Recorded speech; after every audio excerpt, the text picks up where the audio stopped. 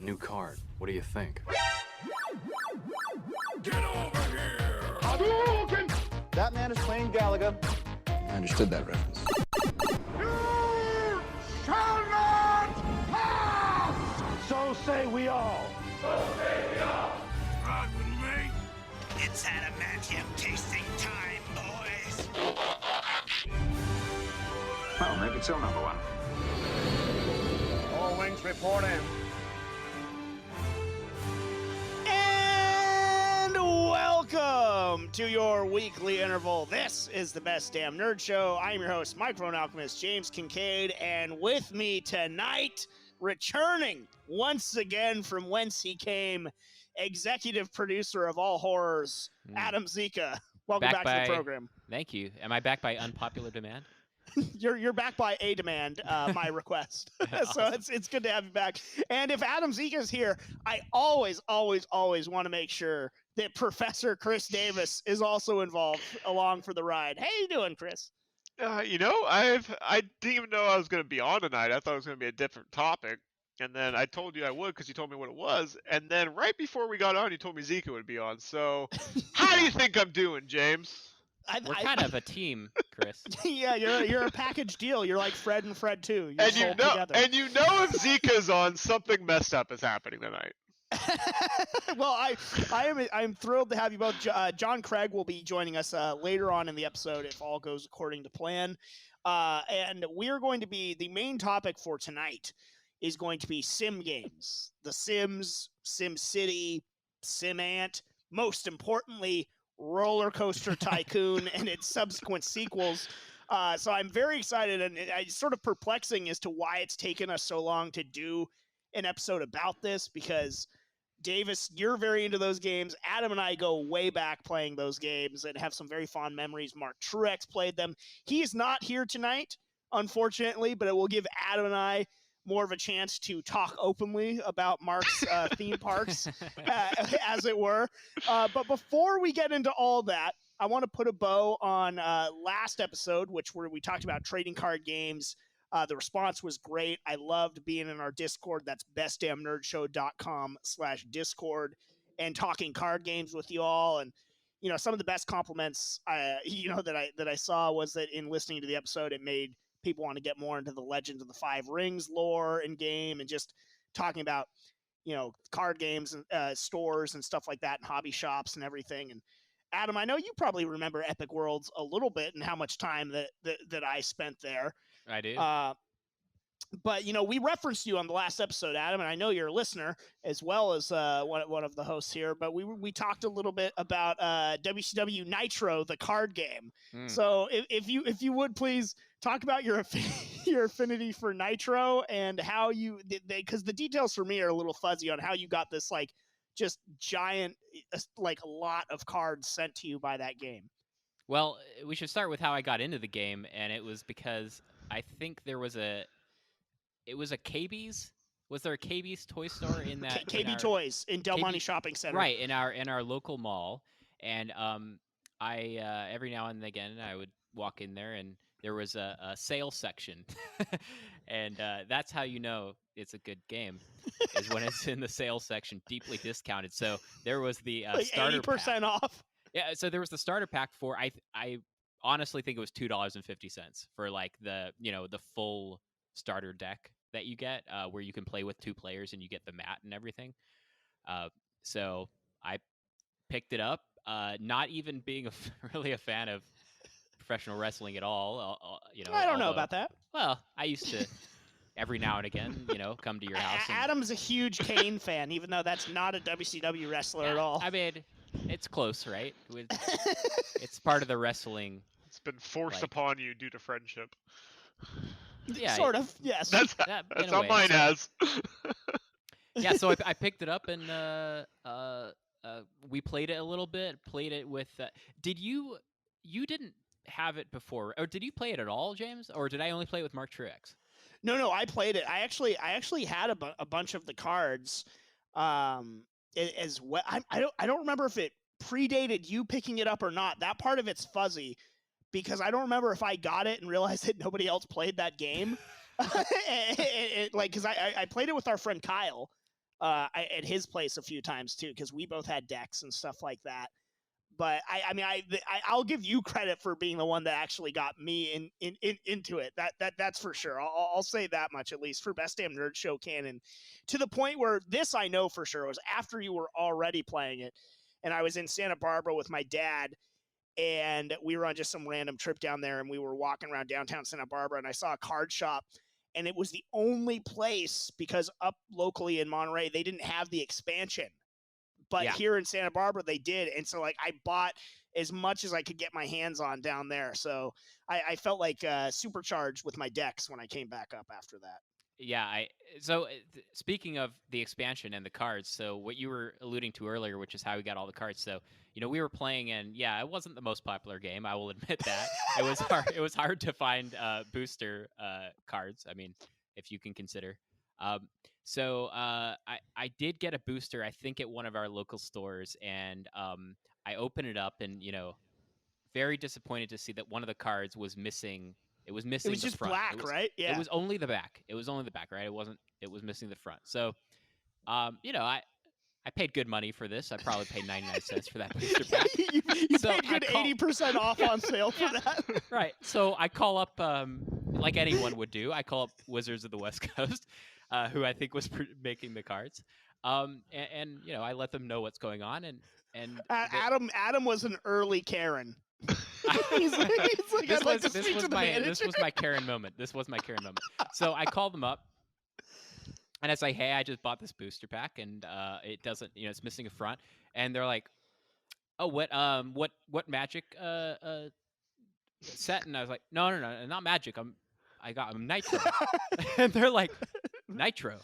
And, like I swear, there's like this pause, and they're like, okay, like what's your name and address? And so I give them my name and address, and they're like, okay, we'll send you a replacement. Come a few weeks later, I get this package in the mail. It is a gigantic package, and I open it up. It's filled with just like packs and packs and packs of boosters. Just like it's filled to the brim with boosters. There must have been probably 50 in there. I've never been so jealous of Adam in my entire life. By the way, I think Mark was too, because I do remember. I do remember that, and that sounds about right. Right about then, also is when I stopped playing. So I got all these booster cards, and I didn't get anything from it. I was gonna say you could have had the best deck ever, right? I had a sweet. I could have made an amazing deck, but yeah. So who did you play? Who did I play? I think Kevin Nash. Kevin Nash. I think so I mostly played Kevin Nash. Once per game, you can be too sexy. I was too sexy once per game. He also, if I recall, he had a sizable hand at the start. Yeah. So he was that good. was always that's always a nice benefit. He was good. I'm going to take this opportunity to tell another story while we have Adam on, in terms of calling people to make sure that we get our way. And this is something we haven't talked about for a while, Adam, but I think you know exactly where. I had a feeling you would know exactly where I'm going. Is we were getting, Davis, you might not actually know this story either, but this is a good one. So, Adam you were getting ready to go off to UCLA, correct? Yeah, that's right. I was about to go off to college. So Adam was being a diligent, studious young man, and was looking to buy a mini fridge for where he was moving to in LA, and we had gone to, I guess, Home Depot, was it? Yeah, it was Home Depot. Yeah, you had your eye on this particular mini fridge that suited your needs and was in your price range, and we saw it in there, but there was only one left. And you can correct me where I go astray here in this story, Adam, because it's been a while since I've even thought about this. I don't know why it popped into my head now, but I guess your phone called the Wizards of the Coast.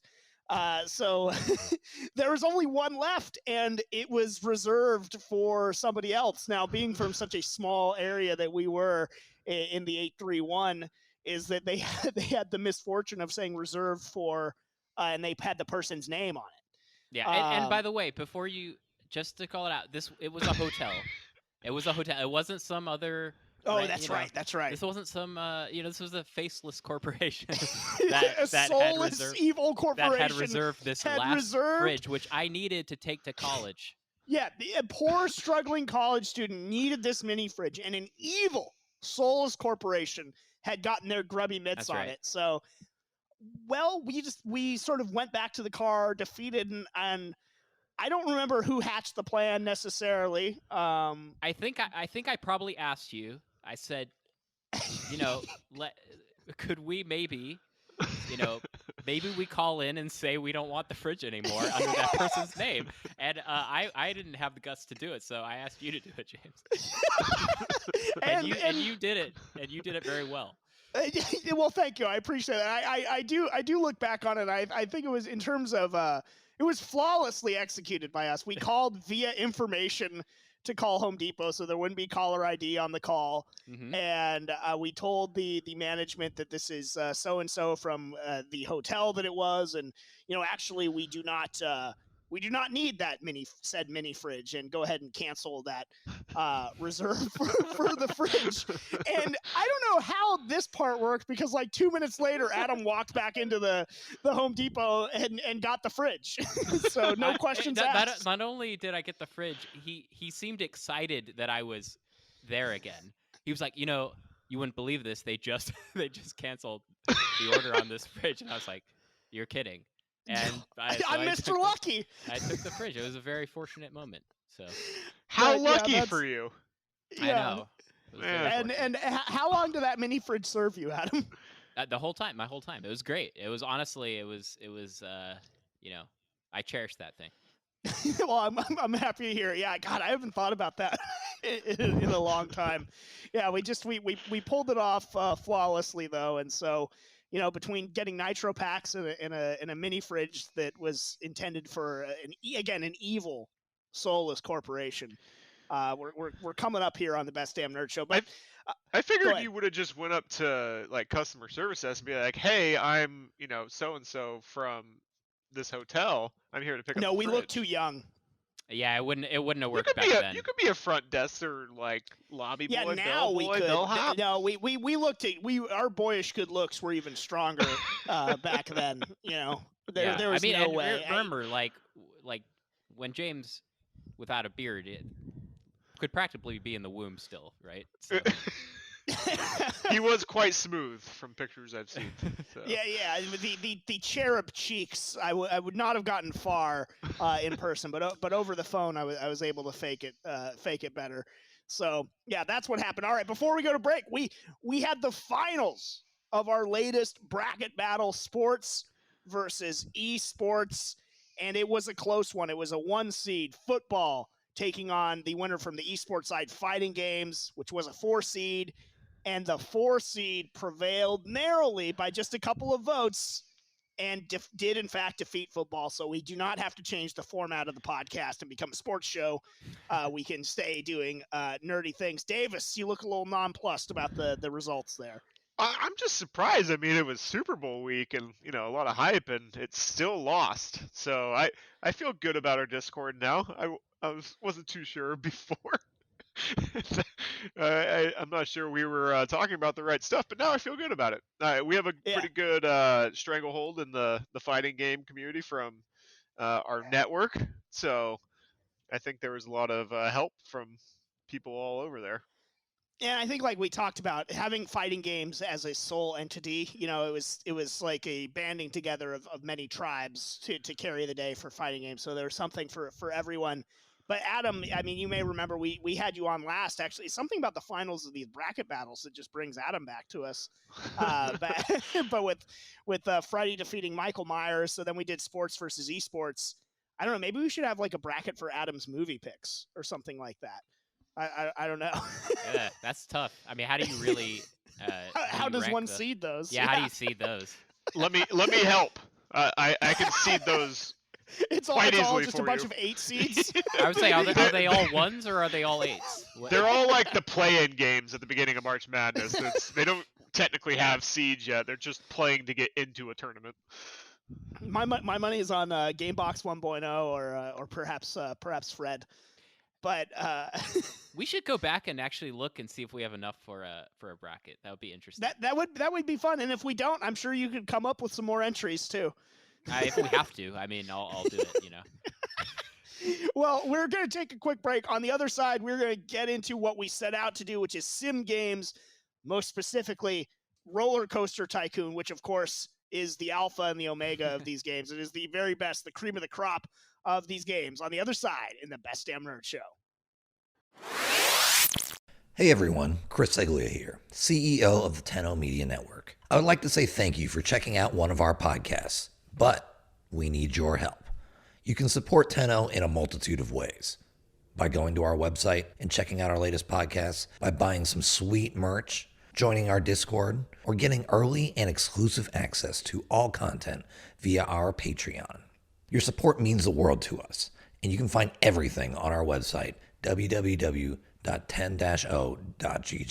That's ten-o.gg.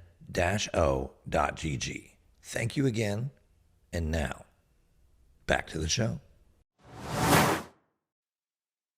It's me, Iron Nerd Min-Maxer, Hanzo Gonzo, inviting you into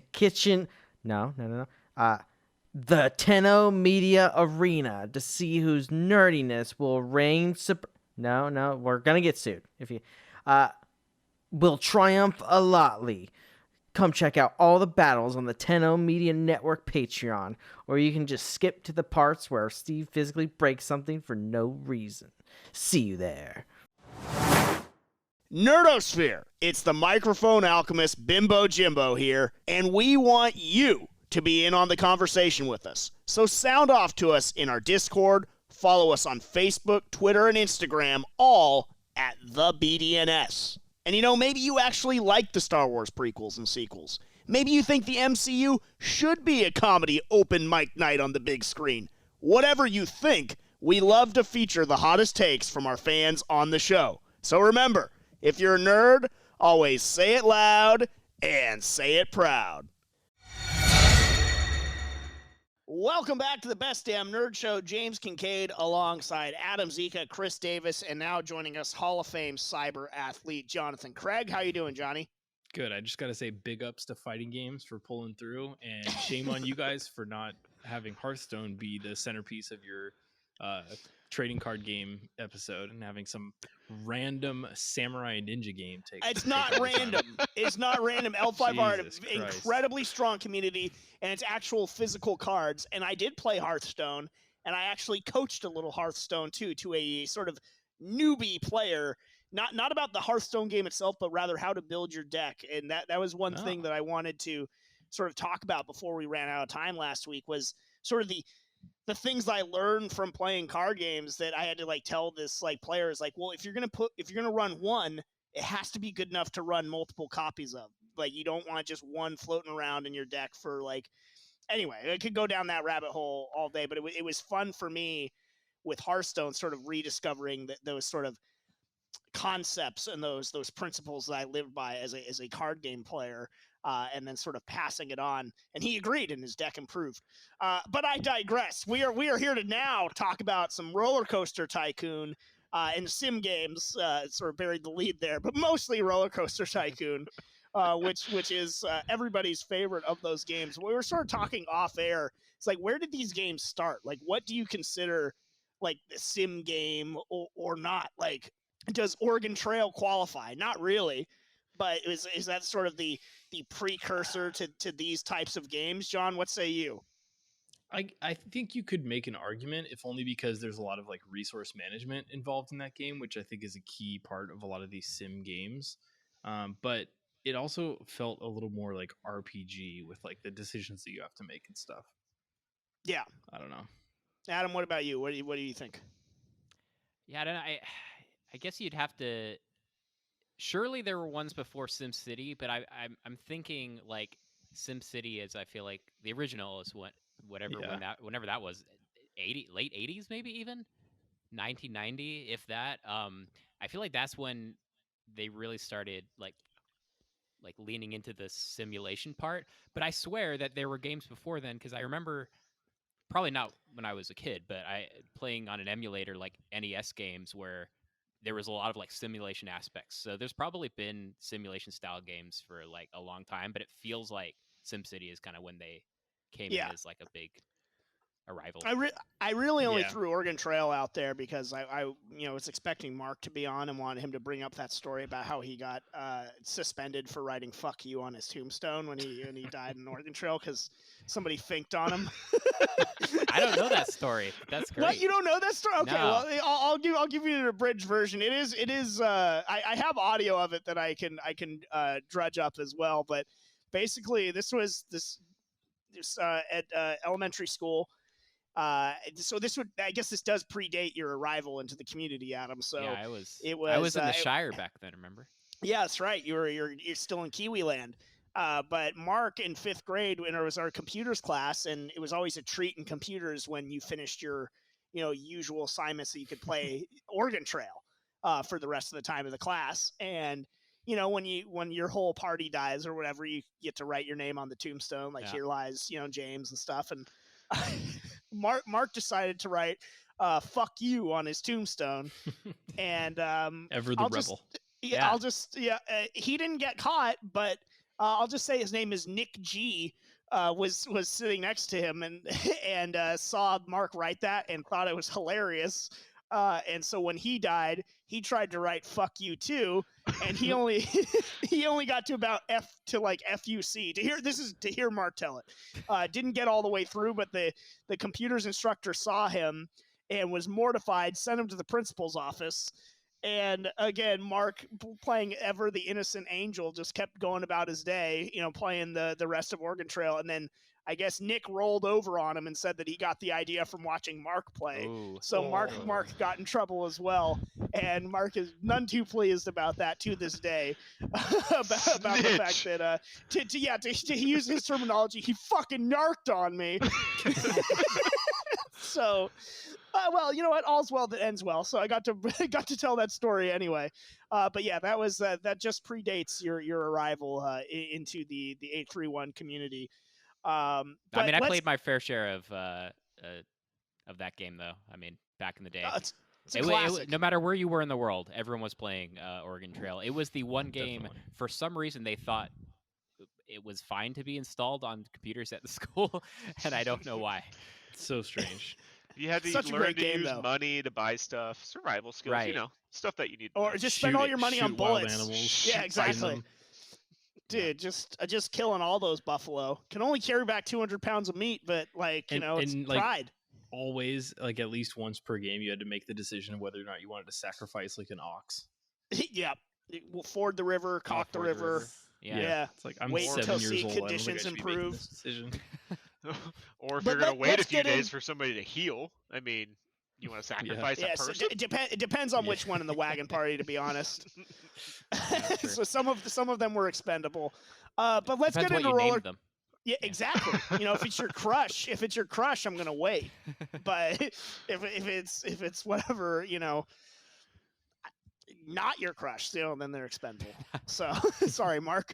But let's get into Roller Coaster Tycoon. This is sort of the crux of the why this episode came about and why I knew I needed Adam to be on this particular episode, because you're the one that introduced me to this glorious game, Roller Coaster Tycoon.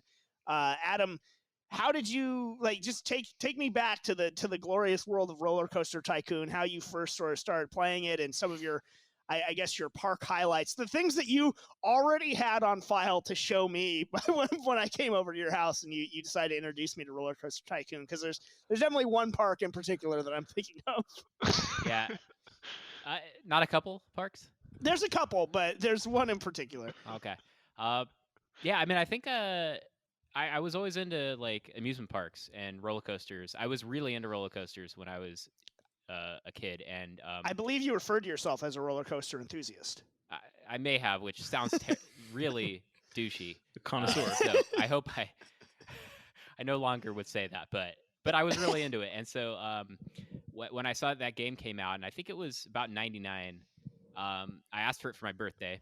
So I remember I got it on my birthday, and the rest of the day, I got it in the morning, right?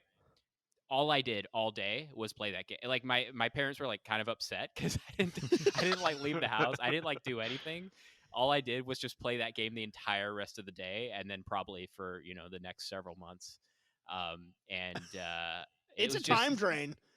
Well, if you're into amusement parks, roller coaster stuff, there were those other games, but they sucked. They were like, what was the other Sim Park or something? There were some other ones, but man, it was not nearly as they good. were not good. And this just like nailed it. And so yeah, I mean, I made a few parks. I remember.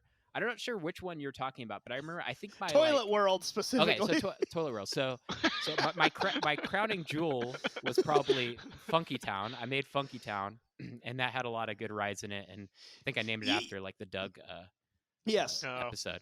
But I decided, I figured, let's try an amusement park where it's just toilets, because they're always needing to use the toilet and they're always running around, trying to find a bathroom. So I've created an entire amusement park just devoted to toilets. There's just toilets everywhere. There's Toilet World, and amazingly, people got. I paid. I charged admission at the front, and people still got in to use toilets, and I charged them to use the toilets too. So. Were some toilets more than others, or was it like a toilet price? Regulated? Was it uniform across the park? I think I probably just said a uniform toilet price, but no, you got to do like the more expensive ones, like deeper in, you're right, or like halfway there. So when people are like walking back from being deep into the park, like they have no choice but to go into your expensive toilet. This is the Disney hack. No, that's very smart. I think I should. What Disneyland can't do that you have the benefit of doing in Roller Coaster Tycoon or those games is like let people walk in and then just destroy the path behind them, so they have no choice but to ride your roller coaster of death or use your overpriced bathrooms. Well, that was the initial hack. And James, I think you did this too. Was one of the first things you learn in that game is there's do not enter signs, right? So that they don't go into certain parts of the park. Well, yeah, if you put a do not enter sign from when they're trying to leave the park immediately there, they come in. They cannot leave your park, and you just own them. Like you just own they people. cannot leave. Literally cannot leave. They are eventually. They will run out of money, though. They run out of money, and at that point, at which point you have to drown them. You got to do something with them, and you pick them up and what drop it is. You know what it is. You have that pincher tool. Adam actually taught me that technique, which was if you have an unhappy guest. Adam had this thing that he showed me. This was not a product of my mind, but a product of Adam. Again, same guy that had me call the Home Depot to get him his mini fridge. But what you do is you go to a remote area of the park, and you raise up this single square of land and you turn it into a water space. And if you find an unhappy guest, you grab the little tweezers. It lets you pick up the guest, and then you just erase him into the water. And it's horrifying. Like, dude, the fact the animation that they had is like they're drowning, and then they expire. It's because the negativity and the toxicity spreads. You need to cut that out. Yeah, well, that is true. They are moody little shits in Roller Coaster Tycoon. Really like ungrateful. It's like I can't find any place to eat or drink, and there's literally almost in all of my parks a food court right when you walk in the door. Is it overpriced? Sure, no, but I think we're pretty competitive. We're in to an the amusement market. park. Yeah, but Adam taught me the drowning trick. The drowning tricks in park, and a lot of them were throwing up after the coasters, which, by the way, I didn't find to be particularly bad coasters. So. Like, I feel bad for the janitors, and really, who's the villain here? It's the kid. In Roller Coaster Tycoon, if I remember correctly, you could build a coaster that like shot people off into land, yes, right? Yeah, absolutely. Oh yes, yeah. Like, and there was a hack there too, which was that basically if there was a large amount of deaths on a coaster, people would stop riding them, which is a big problem. So what you do is you shut down the ride, you delete one piece of it, you build it back, and all of a sudden it's a new ride, and everyone goes on it as if they've never seen it before. And which I think is actually probably the most realistic thing about the game. Honestly, is that I think people would fall for that, and companies would do that. Now, I mean, they kind of do that right now, right? Like they just reskin rides, and everyone goes on it like it's new. And the reality is, like, one death kind of makes it more appealing because there's like an element of danger, right? But like, what's the threshold of too many deaths on the ride? Dude, you guys can speak to this. Well, I remember, like, I think it was the mouse coasters crashed all the time. Yeah. Like those ones were Those ones were death traps. Not particularly reliable. Was those Roller Coaster ones. Tycoon also the one where you could like design a coaster, or maybe this was a later version of it, and then like ride it and like get the like? That's a point later of view? version. Yeah, that was I think that was part 3, right? Where you got the POV. Yeah. And Yeah, that's 3 you could in- start doing the first writing. person. Yeah. Yeah, I know it didn't really work that well. and that but I led still to a thought- I craze felt- in adult cinema as well because of Roller Coaster Tycoon 3. They're like, people like this. So. The people that puked around my park, I was not happy with. They would be sent Actually. into the Lost Woods, as I called it, because it was a wooded area, and they were picked up and dropped in the woods, and they would just puke in there until they were better. Dude, but that's like, but if they get lost, like it's gonna drag your park rating down. All they do is start bitching that about didn't like matter. I'm lost. Yeah. I want to go home. People are still coming. It's an amusement park. And nothing else to do.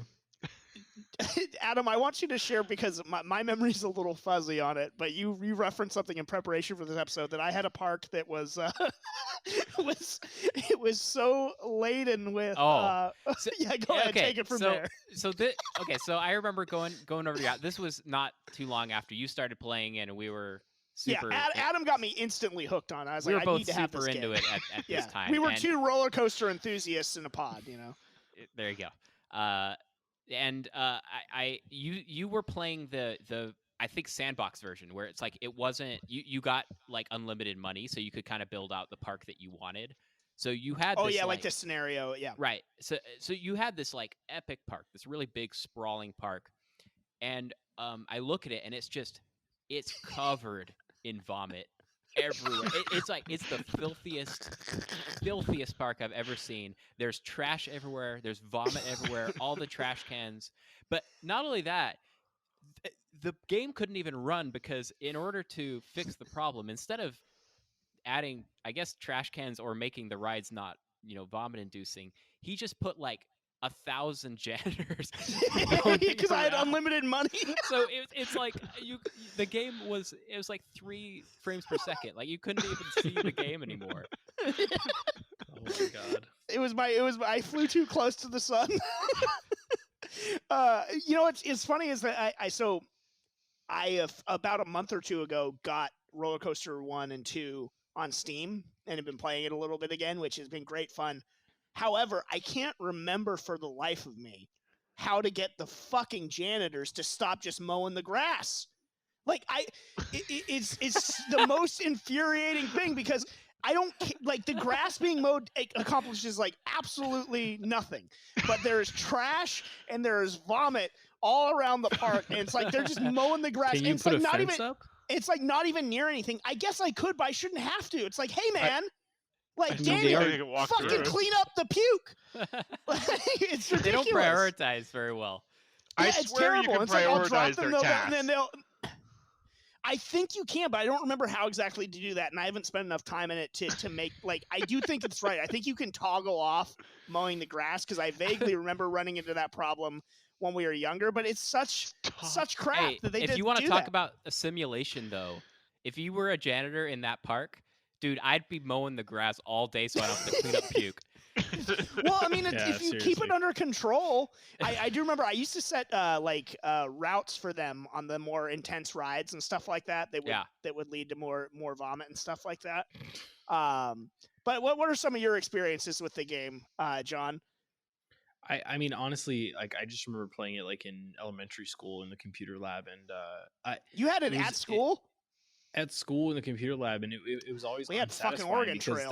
that's a game where you like need to like put a lot of time in, and our computer lab didn't have like assigned computers, and there was at the time there's no cloud saves, so like you have, every time you sit down and you get to play it, you have to like start a brand new park, and it's like, god damn it, I want to like pick up where I left off, dude. I put so much work in. How can I become a tycoon if I have to start from It's the tough. It's hard out beginning there, every man. time? It's Yeah. like you're running a startup and you just keep bouncing around from one to Yeah, another. I'm just startup phase over and over and over. Davis, you ran into a list of messed up things that you could do in the park. If you would please share some of the ones that caught your eye. Oh man, well I remember doing a few of these. One in particular was, and I think it was 3. There were competing parks near you in some of the levels, And so if you shot your roller coaster into the other park, it would actually raise their death total and bring more people to you. Fucking great. Which I definitely remember doing. Diabolical, Davis. And then, but Davis in the just has early a one, ride in the back of the park that just rockets people over. It's called a catapult. The rocket's red glare. Yeah. Every time someone pukes, he just like puts them next to that ride. And there was Adam was talking about how you'd have to shut down the ride and then like rebuild it a little bit. But what I like to do is actually complete the ride, so they're not supposed to die. And so they get on, it's full, and then you can actually pause the game as they're riding and then delete some of the tracks. So they thought everything was right, everything was fine in the world, and they rounded that corner and it was not. So little sadistic things here and there, but the other thing I've always checked in on, I do love looking up these lists because they're just so funny. Like there's so many of these lists that people have done, but there's this one guy that he built a roller coaster that lasts 45 years, not in game years, human years. What? He took up the whole park with one of those kids slow rides, and there's no up or down, so there's no speeds or anything like that. His first one that he tried to like make was 12 years long. I've been He standing shattered in the line record forever. And I'm This is pretty horrible. sure this was in one of the versions where you can ride first person too. So you could just the next 45 years you're going to be riding that coaster. Dude, now that's a YouTube video right there. For real. And shit. but If YouTube is still around by then. he'd have people riding, and I think one lap of his roller coaster took like 1850 years, game years, and so you just have skeletons in the car riding around. They do that? That's freaking ridiculous. Why would they do that? Oh I mean, my I guess God. I guess if they animate people drowning. Why is it such a key component of these sim games to like be able to be the evil god every once in a while and I definitely kill them and be, or not even kill them, but just be cruel. Like all the things that you can do in these games, it's like it brings Adam, out the do you want worst to in testify humanity. to that? No, I think that they've actually maybe done less of that lately. Like, but I think The 90s were more fun. Yeah. it does feel like the idea of picking up a person and putting them in water and having the drowning animation, but and having it not affect your park that much. I don't think those days are still around, to be honest. Like, 'cause, Yeah. I mean, I haven't played the new Planet Coaster, which we were talking about a little bit before we started recording, but I don't think you can do that in like that game. I'm sure you can do some crazy stuff in there, but it feels like they animated a lot of stuff. Even in like the old SimCity games, like you could like spawn natural disasters, which is insane. Like now like I got really into a game called Surviving Mars like a year or two ago, and basically you're just like building a colony on Mars and you're trying to survive the elements and like move colonists there to like fulfill tasks and do stuff.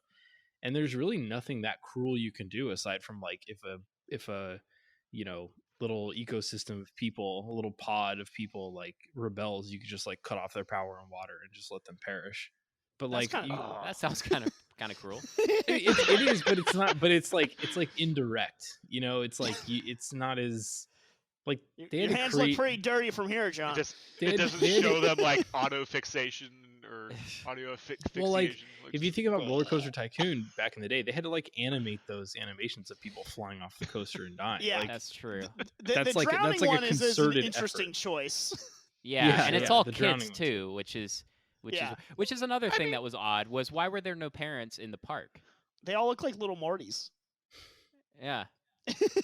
I mean, the that's 90s true. were a lot safer, dude. I want to talk about. I guess some of the things that really stood out in terms of the positives, other than drowning people with little effect to your park rating or launching roller coasters into rival amusement parks. But I remember, Adam, you and I like one of the things that really drew me to the game was the theming. Like the fact that certain expansion packs or whatever that came out are certain as you unlock stuff in the game. You got more and more theming that you could, your entertainers could be dressed as a knight or like a pharaoh or stuff like that. And like, I just remember just being so blown away of like the detail of this game. That's like, I have a whole park, or at least like a few roller coasters that are Egyptian themed or whatever, and all this different types of stuff. What were some of your favorite things about the game, Adam? Whether it's the theming or just maybe some of your prouder parks like Funky Town, as it were. I think it was just cool that they had a huge variety of coaster types, and they kept adding coaster types. So you could really like anything that was sort of out there, like you could do. And then they started adding ones where it was real parks that you could actually like add to or do some changes to. I forgot what it was. I think there were some Six Flags parks, like they must have had a deal, like a deal with them or something. But yeah, the theming was awesome. They kept adding things like mini golf. They added like mini golf. You could make like mini golf courses and watch them play mini golf. I don't know. It was just crazy how much they added to the game and like how much you could do. But it at the same time, it didn't feel like overwhelming. Like I was kind of saying that too with like some of the sim games now. It almost makes me. It's too like it's daunting to think about it. Whereas back then it was a little bit more structured, and so you had that like sandbox element, but it didn't feel like, oh, I don't even want to start because there's like 10,000 things I can do. Sometimes like people think that complexity is a great feature, but I think sometimes simplicity is a good feature with these things. Like keep it simple 100%. And just like it's kind of because realistically these games, I feel like when they're at their best, it's like plate spinning. It's like, oh, I gotta tend to my thing over here. I gotta fix this thing up. But like when there's just too many things to tend to, I feel like it gets too, I don't know, it's like too overwhelming. And I think that's true of the city building games too. Like that's what I tried to play like City Skylines a couple years ago, and because I was in the mood to play like a SimCity type game, and I started a city and I was like, this is too much, man. Like it's just too many things to think about here. Yeah, I think that's what sort of took me back to Roller Coaster Tycoon in general. Is like, it was just the right amount of detail and just the right amount of expanse that I was like, I can get into this. And like, there really is nothing more satisfying than when you build the perfect roller coaster, that it's got the right level of excitement with still the right level of intensity and a low nausea rating. So they're not going to be, freezing my computer with too much vomit going around while the fucking janitors are just mowing the lawn instead of cleaning it up. I guess you just needed a newer computer. I think that was your problem. That was also part of it for sure. Story of my life. It always seemed like the roller coasters that were super nauseating weren't that bad. It was like, I agree. I'd love to ride that roller coaster. That thing looks awesome. Can I please ride that now? That was my biggest criticism of the game was anything that people would ride and would want to ride, it would just be deemed too intense in the game. It's too intense for me. Yeah, which was really frustrating. Yeah, no, I agree. The sort of like despair.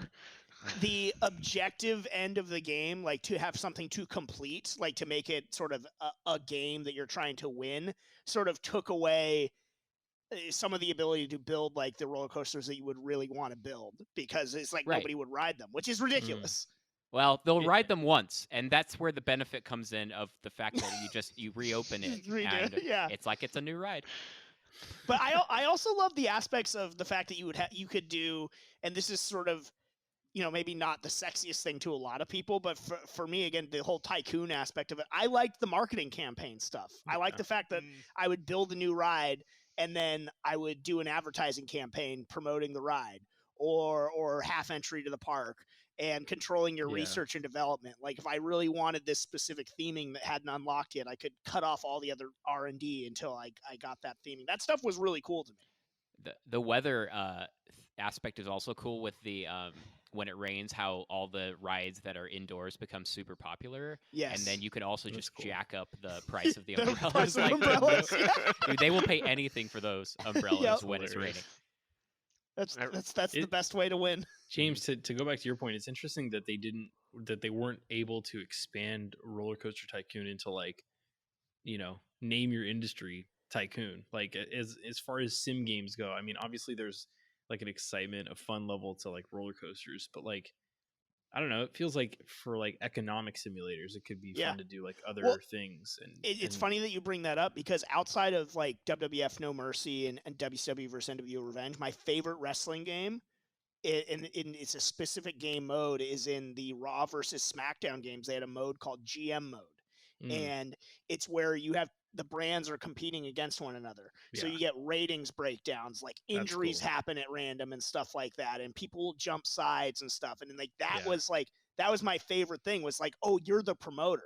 You're trying to put out this product and stuff like that. And there is a whole, I mean, I don't know if we're veering off of Roller Coaster Tycoon now, but like there is a whole line of like Football Manager and things like that where like you are. Was that NFL head coach? Yeah, NFL head coach, or even like franchise mode in Madden, which still kind of sucks, but like it's kind of scratches that itch a little bit. But dude, my favorite part of Madden is getting ready for the draft. Like I'm such a fucking nerd that I like scouting the college players and working out trades. Like, okay, they need a D lineman, so this guy's safe at this spot. Like, but it's fun. Like I definitely have that itch for that sort of sim stuff. I do want, before we move off of Roller Coaster Tycoon in general, before we take a break, our dear friend Mark Shrix was supposed to be on the show tonight. He also played Roller Coaster Tycoon, and he was the subject at the time and also at present of a lot of a lot of slings and arrows, courtesy of Adam Zeke and myself, for the parks that he created and the roller coasters and the lack of creativity, I guess, is what we would say in naming of them. But I mean, Adam, it was all in tell good. us about Mark. Look, it's all in good fun. Always. Mark, I love you. You know that. No, but drop it now. But when I saw the park and I saw the name of your coaster, the Doom. The Doom. It just, I'm sorry, it just fell flat for me.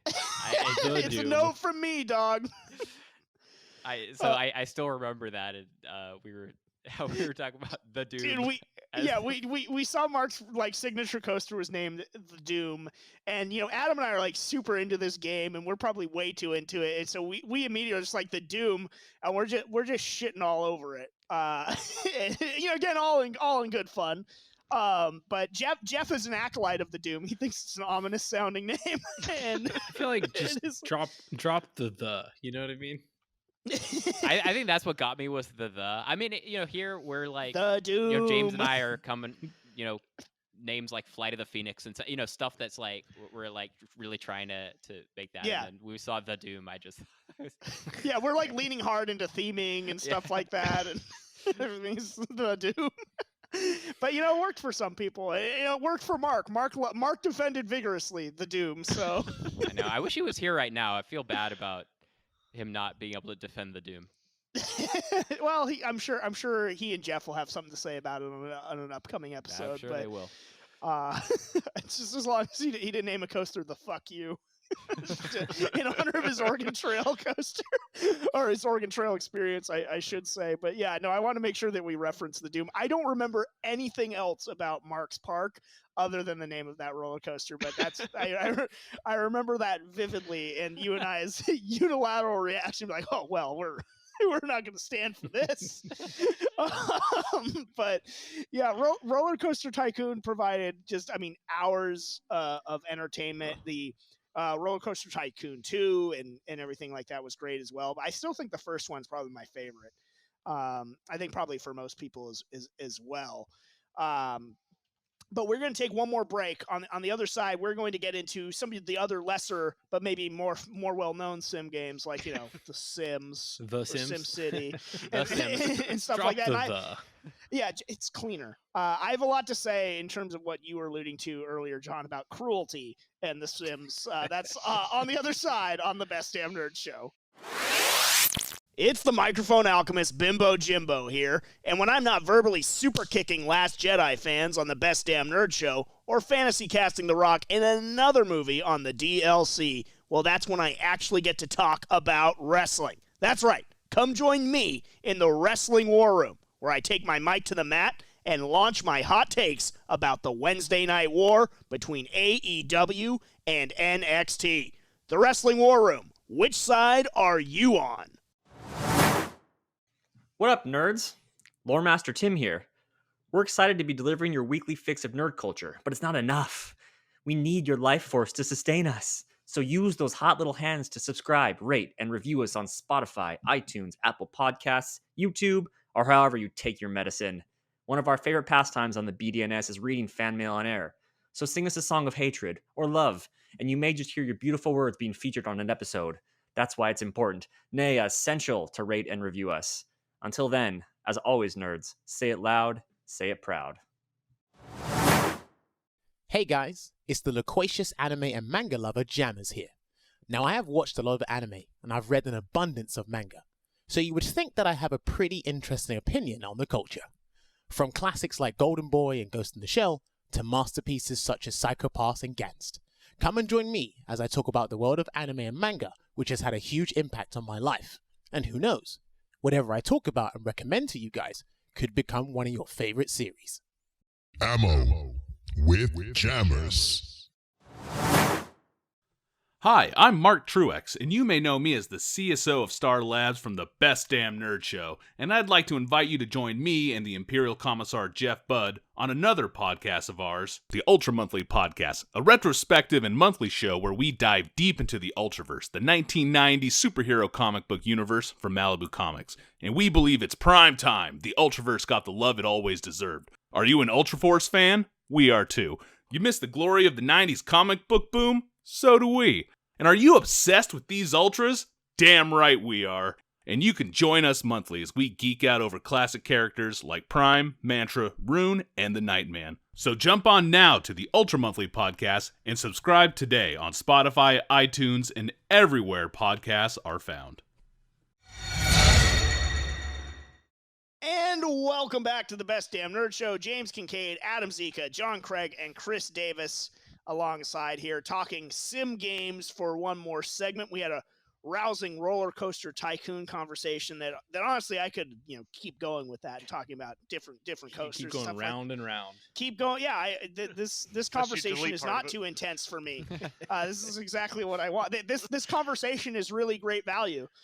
So I feel sick. Well, you're going into the water, so you need to be careful with that talk. I don't have enough money for the Doom. Oh man, but yeah, we maybe we'll revisit Roller Coaster Tycoon another time, or perhaps some type of Twitch play along. I think you gotta pop a sub section of the Discord on for Roller Coaster Tycoon. for Roller Coaster Tycoon. Yeah, we might have to. That's bestdamnnerdshow.com/Discord.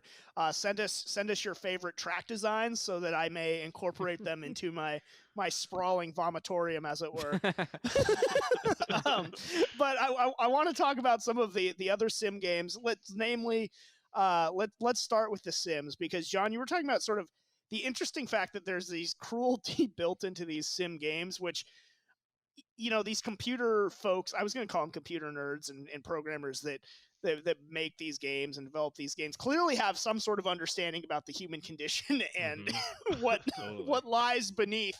And I'm not talking about the Harrison Ford movie, because so the Sims is where I'll start with that, because I love playing The Sims. It was another game that I played almost exclusively at the Cool's house, while not my own Second Life on their AIM chats and everything like that. But The Sims was another really addictive time drain game, and it was another one where you can make your crush in it and everything, and that was certainly a large part of it, and I'm sure we'll get into that and the whole sim sex and stuff like that. But one of the things I remember most vividly that I was also taught in The Sims is, like, if you have an unhappy sim, you build them in a room with no door, and you set off the rocket launcher, and then they just burn to death. Like, it's just like fireworks, right? Yeah, the fireworks, but it looked like a little rocket. Yeah, it was quite the fireworks show. Yeah. But yeah, it's just that's when you mentioned the cruelty of these sim games, my mind immediately went to, it's like, yeah, well, that's it didn't even have to be an unhappy sim. I think they just showed me, it's like, look what you can do. and they just die. It's like, why is that part of the game? It is weird also that everyone knew how to kill them. Like, it was never it was not you'd never talk to somebody and be like, what, you put them in the pool. How do you kill your Sims? Yeah, they get into the pool and you take away the ladder, which I forgot about was that. always the weirdest one because I'm like, you really can't get out of the pool without that. They just keep swimming until they can't. Man. Right. And then they're like one of the guests in the park in the water spot. I always loved having like a random roommate move in that they like didn't get along with, and just like creating situations where they get they get angry and fight. Real world Sims. Yeah. Yeah, Davis, you played a lot of Sims, right? Or you like close off a door and like lock someone in just like a doorless and they room. starve to death. Yeah. Yeah. No, I played And it's a lot of The Sims. I would create hedge mazes without exits and entrances. If there was, somebody in the family that wasn't getting along, they would be lost forever trying to find that exit. Oh my god. And then I'd force somebody to cook if they had no cooking skills, and I wanted to start a fire and have them burn inside the house. Oh my god. Or you could take their bed away and make them sleep deprived too. Yeah. Yeah. Well, it was great when they got too tired, they just like fall over. Yeah, they just pass out like in the living room or something. Yeah. I was like, why is that such a terrible spot? I've done that plenty. And it's been wonderful. And you've been happy doing it. That's how Davis lives his life. They have a bathtub to sleep in. What's wrong with that? Yeah. God, I haven't played The Sims in so long. I played the Facebook version of it though, for a little bit, which is interesting in its own right. What always fascinated me about The Sims was, obviously, like I feel like the way we're talking about it, we kind of all played it like normal people play The Sims, where you load it up, you do a little bit of like RPing in it and like trying to raise your little sim, and then like it takes a dark turn like pretty quickly, right? Kind of like playing GTA as well. Like it's like you think things are going good, you're doing missions, and then at a certain point you just go on like a murderous killing spree. That's like the normal way to play the game. But there are people who have devoted. I was looking at a Facebook video the other day of this older woman that owns every Sims game and expansion, and has like tens of thousands of hours in them. And it's like there are people who have lost their lives just for the last 20 something years just playing The Sims. It's an addictive game. Like even playing it the right way, it's super addictive. And I think especially at the age when it was coming around, when we were in middle school and high school and stuff like that, where our Sims were getting to do things that we couldn't do yet. And so I think that was a big part of sort of the appeal of the game. Is like, I think they could drink and stuff like that. Certainly I wasn't having any sex when I was playing The Sims. So it was. Well, then there was always like nice. It was nice that my Sim was getting laid. Yeah, exactly. the vibrating, like the heart-shaped vibrating bed for whatever reason, like. And do we all remember the money cheat? Yes. What is it? Rosebud it is, sir. Rosebud it is. And honestly, that was like one of the most satisfying ways to play the game, because you could just build like a crazy cool house. Yeah. Yeah. I don't which know was also if funny. I ever played that game straight up and like waited to make money off my profession. It was like, this is taking far too long. I want a crazy ass mansion. Let's go. Yeah. Blank check. It was also funny as a kid as to what you thought a house looked like to you that made sense. It was like, I'd always build a house that like, as a kid, I thought was like really cool, and it's like as an adult, I'm like, this makes no sense. And like, why would I put like lava lamps aren't cool? Why do I have lava lamps everywhere? I thought lava lamps were super cool back then. Yeah, absolutely. I'm still with and that. it's also like the number of rooms that are like functional versus like number of rooms that are entertainment focused. Like, I need my pool table room, and You gotta have. Yep. I mean, it explained a lot of our college decor, probably. Totally. It wasn't like the robber could come in and fuck with your Sim too. Yeah, if you didn't have the like alarm, I guess you could get an alarm system, but otherwise, you'd have to just watch them, because you couldn't wake up your Sim to like go. I remember thinking that was bullshit. Dude, that really annoyed me. But imagine like there are people out there that have spent hours and hours and hours playing the legit game. Like, all right, my Sim's got to go to work, and then I got to make money, and then I got to come home, and I got to like you have to like make all those then they got to cook, and then they got to go to sleep. I definitely have played it straight up. I think playing it straight up is fun. Yeah, but only for so long, dude. Yeah, I'm not trying to be They are poor. very frustrating, though. I think as a kid, that was more fun. As an adult, it's like That's our life now. Yeah, Yeah, like I'm looking for a little escapism. You know what I mean? Yeah, totally. I didn't even have the patience as a kid though. Like I remember Same. trying. I was trying, right? I'd be like, "Oh, this is a cool job ladder," right? And you'd want to be like, "Oh, let me Yeah. get to whatever the top of that is." I maybe got through like, excuse me, one promotion, and Yeah. and by that time, like my sim had already burned the house down. Like, and I was like, "Well, I guess I'm not continuing with this game anymore." I gotta make more money. I remember the another cool thing, like it never worked right, but almost immediately into playing The Sims was, oh, you can download all these like custom skins and stuff like that. Like there was Hulk Hogan and all these other ones, but of course everybody's favorite, the naked the naked Yeah. skins on The Sims, and the like the cheats to sort of like remove the blankets or whatever. That it always just crashed the game. Oh, like you'd remove the sensor bars. Yeah, for, the like, sensor bar or the whatever stuff, kind of or deal. The blurs. Yeah. Yeah, that was always a little weird. I never quite. I mean, I always think of your words ringing in my ears, Adam. Somebody won't do a nude scene.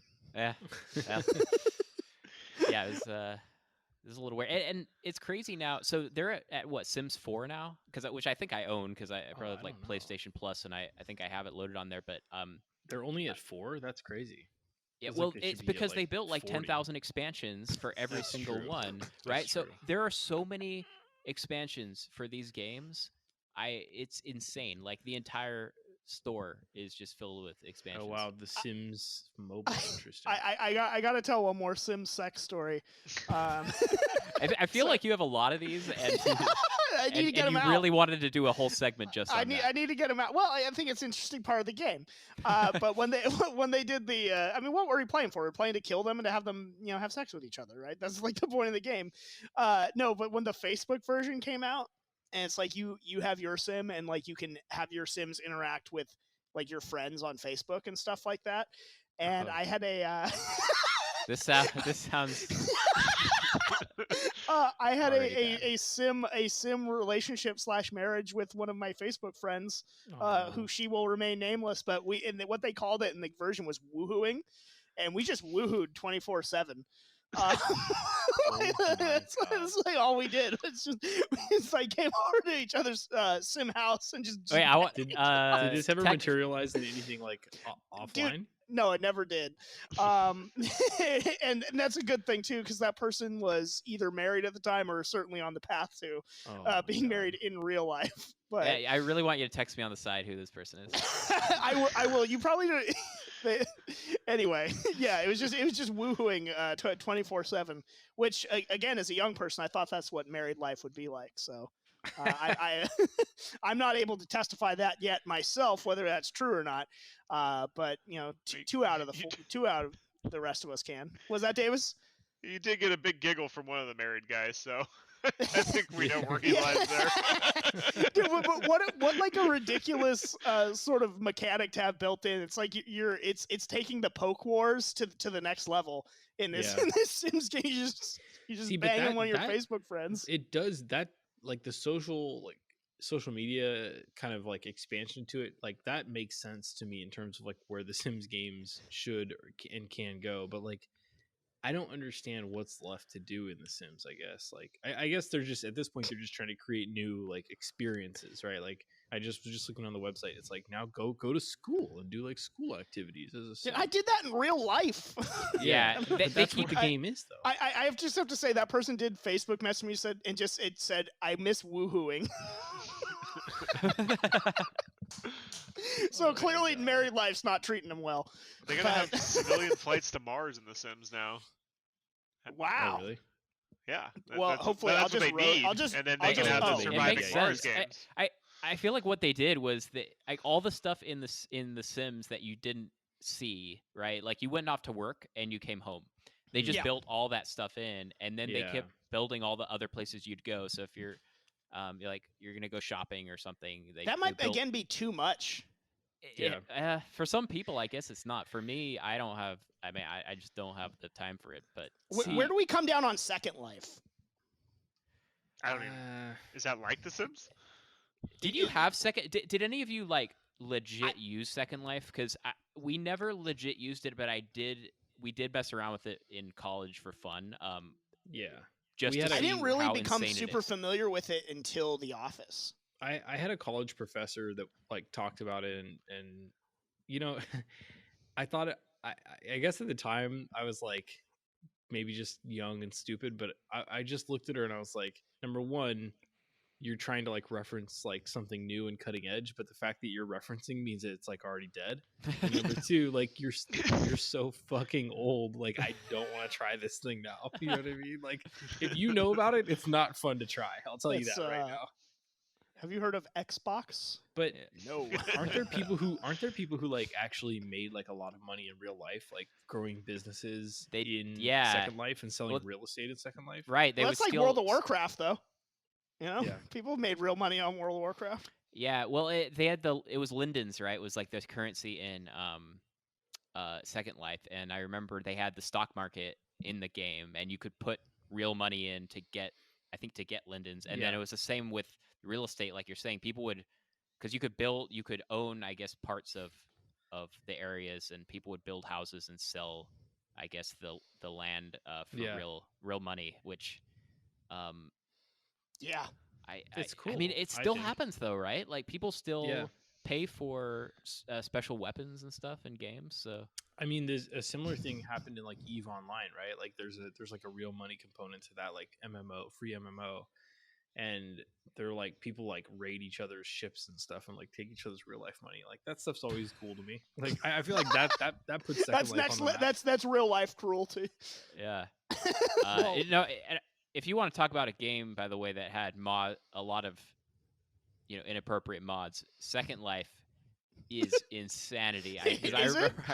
Oh my dude, the amount of stuff that people have coded into that game as like mods is not comprehensible. Like I just remember my friend and I, like we were Like, what are they doing?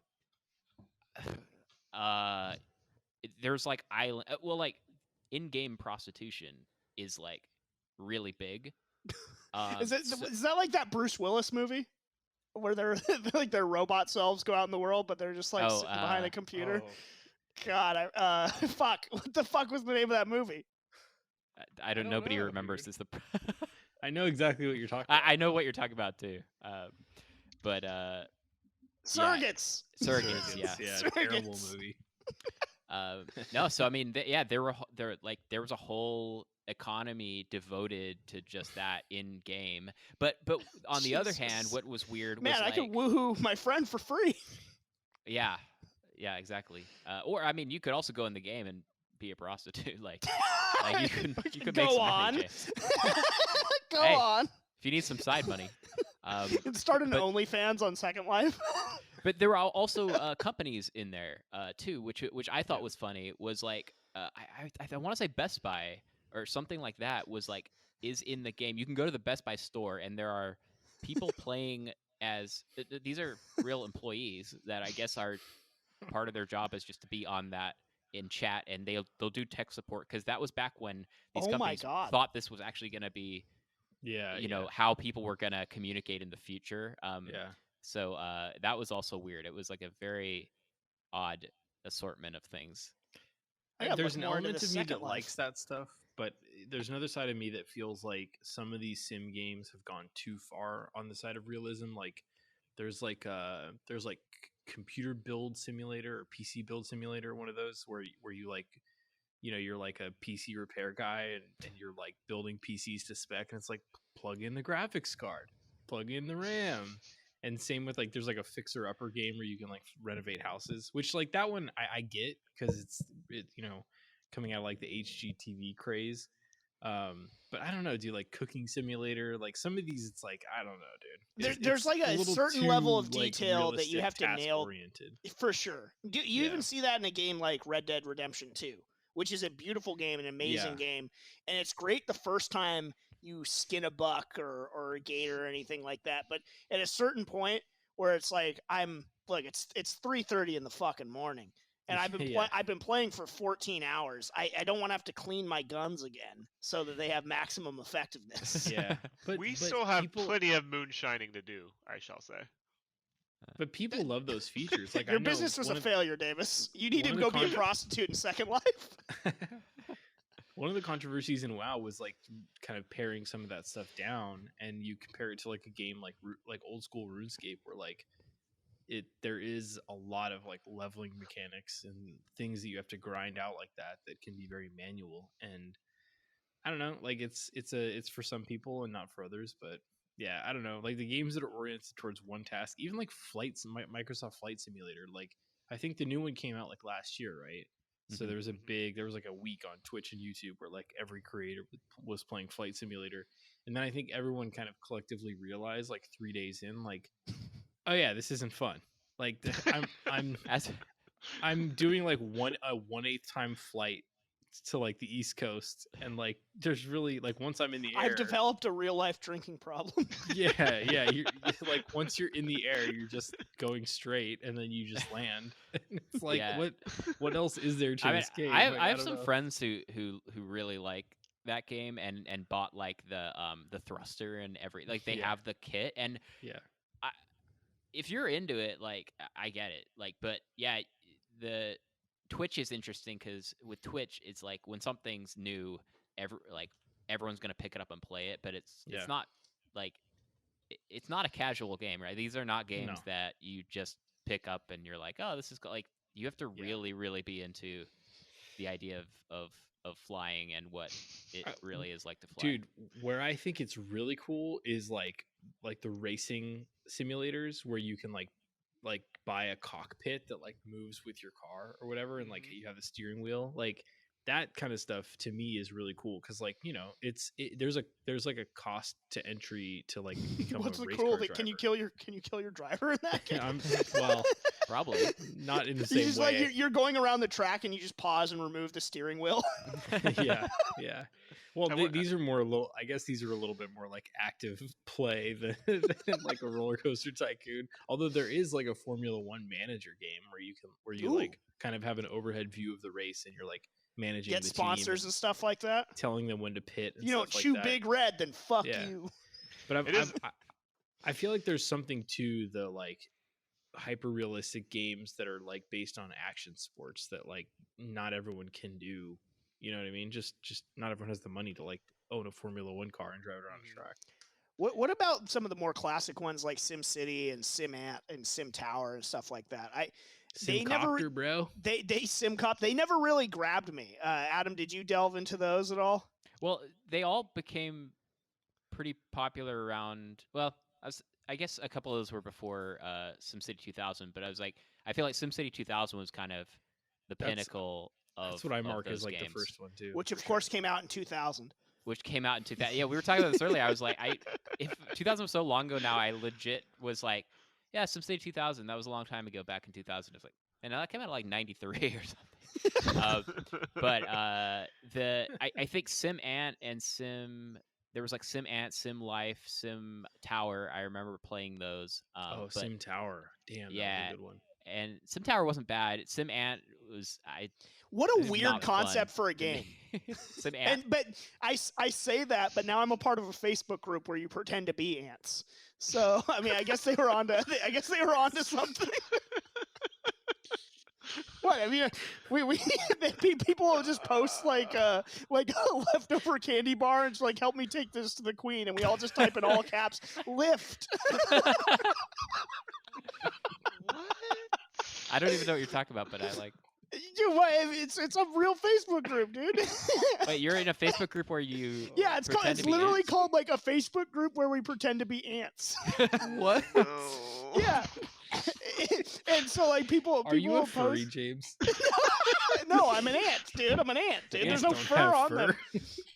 Stupid ass. Is there a set queen? I have not met the queen. I'm just too busy bringing food back to the queen. I mean, there's only one queen, so it's gonna be hard to. And they're like, people like post like, I'm tired, I need to rest, and we'll all just type work. So I mean, I say that SimAnt, like, what a weird concept for a game, but as I say that, I realize it's like, wow, I'm playing it now. So. Am I not doing Facebook right?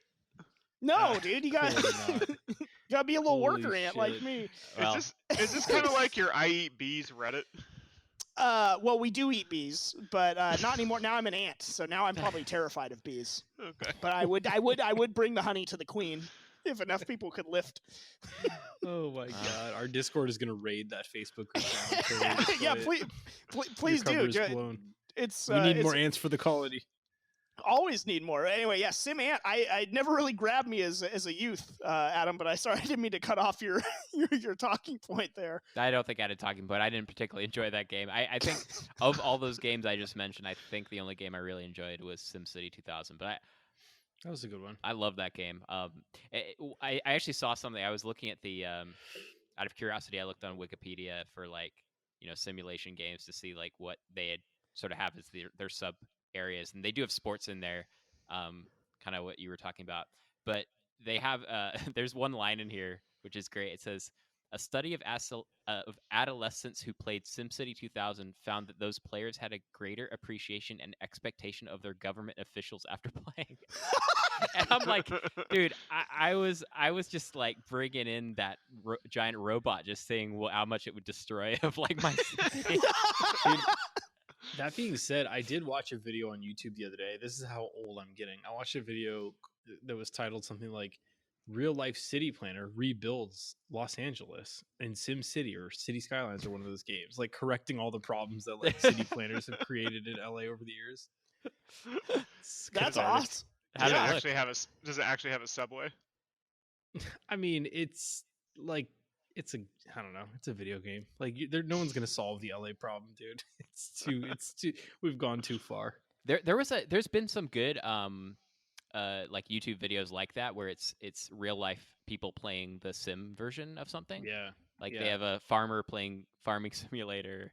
Oh yeah. They had one where it was like a bomb. It was like Bomb Squad played like keep talking and nobody explodes or something, and like terrorism. They nailed it. Jeez. They didn't have that. I've been really into like the more survival city building ones, like Surviving Mars and Frostpunk. I think that Surviving Mars sounds like a cool game. Surviving Mars is cool because it's not that hard. There's not really that many things to like worry about, and there's something kind of the music, the soundtrack to it is very kind of calming. So you're just listening to this cool calming soundtrack and creating a colony slowly over time on Mars. And the elements, if you choose like an easy part of the planet, like aren't that crazy. So like something bad will happen, but it's easy to recover from. What about or you just cut them off and let them die.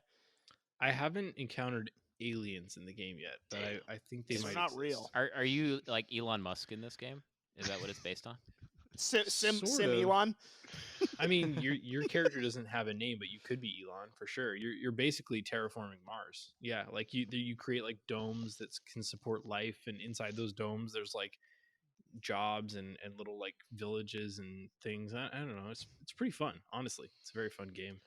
It made me the Elon Musk thing made me think about when he was talking about rebuilding the Titanic, and I just Googled Sim Titanic, and it didn't disappoint. There's sinking simulators online.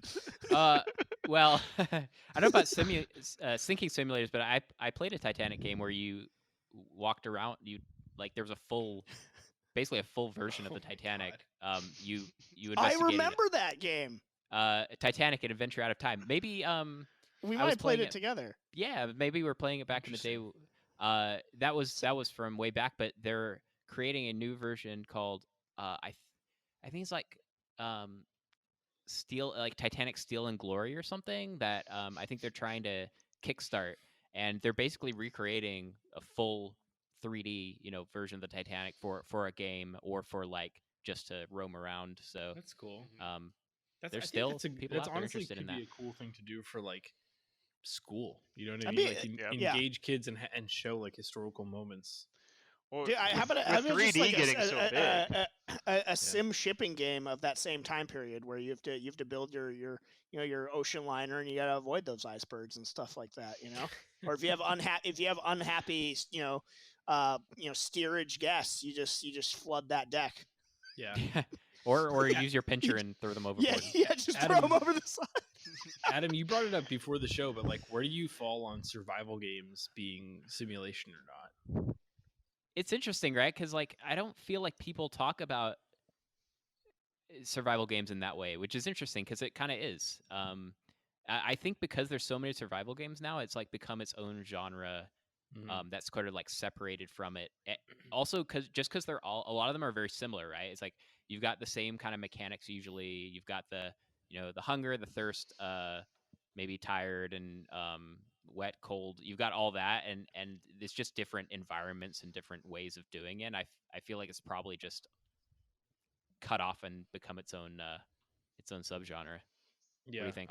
I wonder if what makes people kind of separated from simulation is like typically it's like first person or third person, like you're controlling one avatar as opposed to like an entire city or roller coaster theme park or whatever. That's games are very true. fun, though. They're I've almost been all playing Valheim lately. It's really fun. I was to say I was about to say they're almost all first person, but Valheim's a third person, I think. It's one of the only ones. Yeah.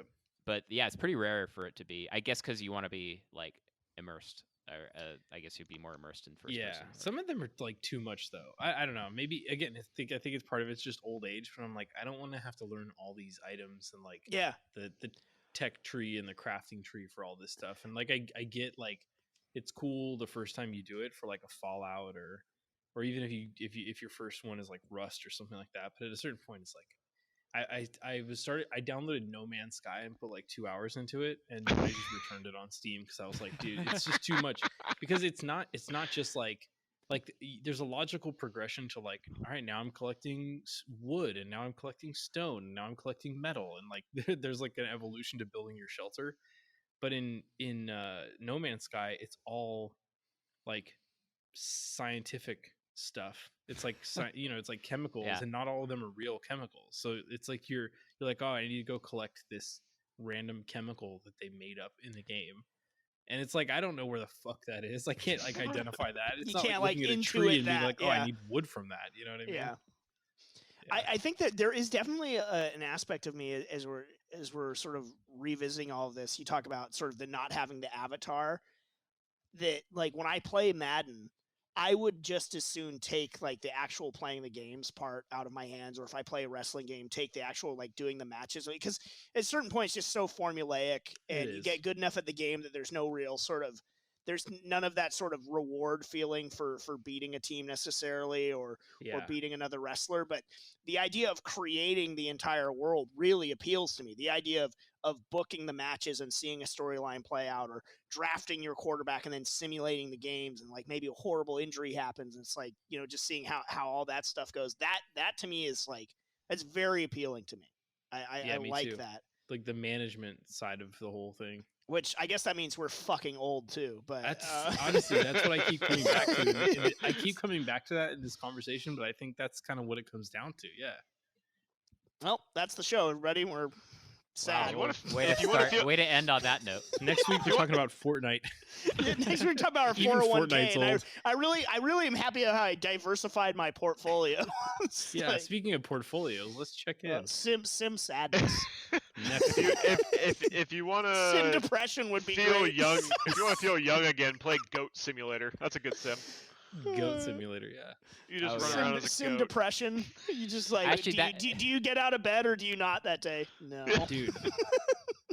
The one that I put so many hours into Stardew Valley when I got my Switch. Oh my god, you never played Stardew Valley?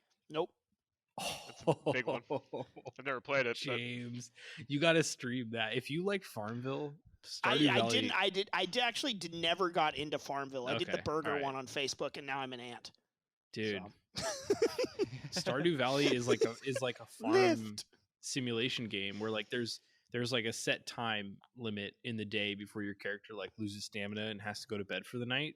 And every day that you wake up, like there's like, there's like you have to harvest some of your crops, or you have to like clear some rubble out of your farm, or you have to like go to the mine and mine stuff, and you have to like make decisions on what to do with your limited amount of stamina throughout the day.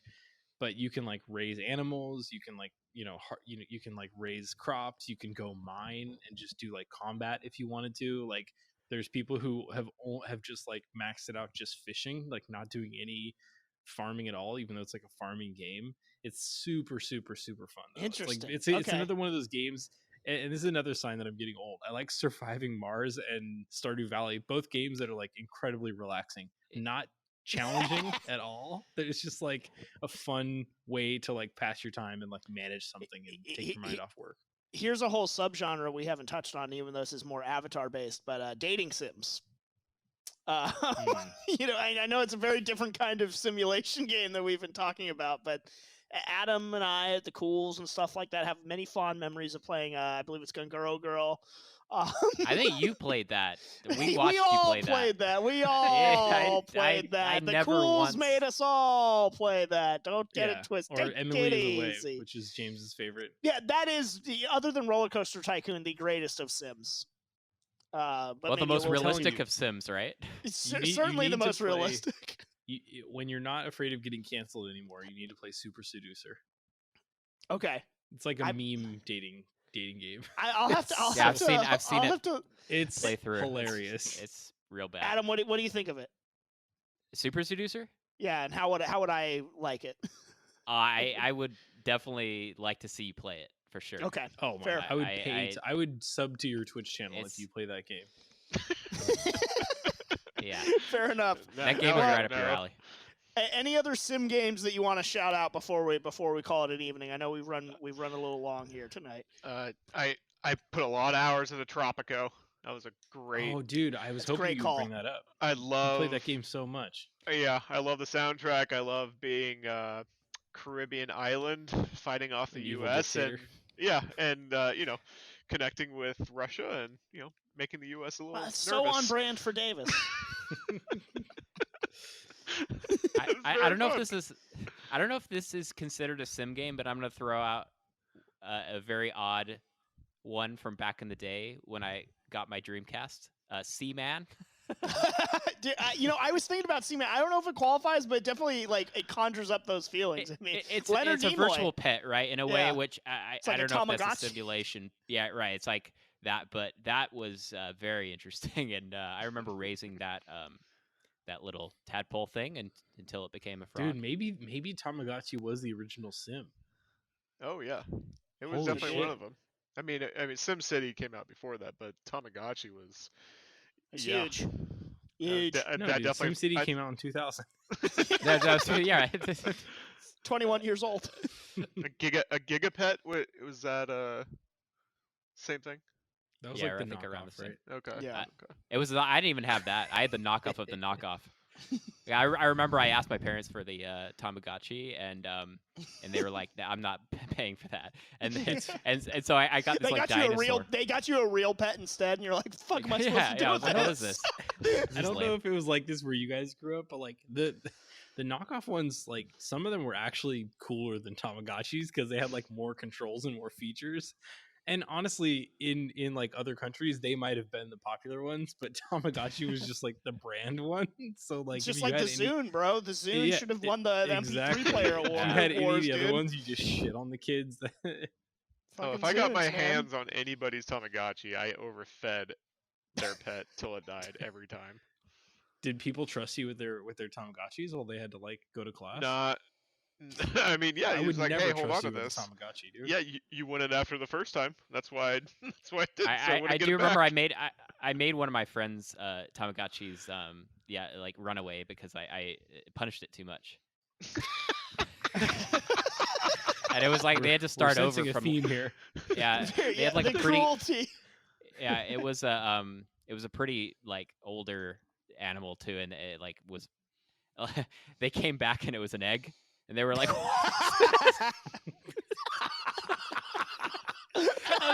I was punishing it, and it grabbed it. I even remember the animation. It grabs a little sack like you know the Yeah, old like a old hobo. timey sacks, and walked off the screen, and I was like, oh my, what did I do? And then it just restarted, and it was an egg, and I was like, oh no. Oh, that's great. They Well, were I not could happy with me. I could think of no better endpoint than that. I gotta get back to my ant colony and lift some food for the Oh my queen. God. And that is going I'm to do so it for sad to have heard this about you. that is going to do it for this edition of the Best Damn Nerd Show. Have a great week, everyone, and remember, if you're a nerd, always say it loud and say it proud, and lift for the queen. Hey everyone, Chris Seglia, CEO of the Tenno Media Network here. Thank you so much for listening to our content, but we need your help. please rate us 5 stars, subscribe, and give us a shining review wherever you listen to this podcast. It really, really helps us out. And one more thing, please tell a friend if you can. Tell them Tasty Steve, Hanzo Gonzo, Markman, Rip, Ricky Replay, or someone who everyone loves sent you or something. That might help. Anyway, again, thank you for listening. And if you want more, make sure to check us out at www.ten-o.gg. www.10o.gg.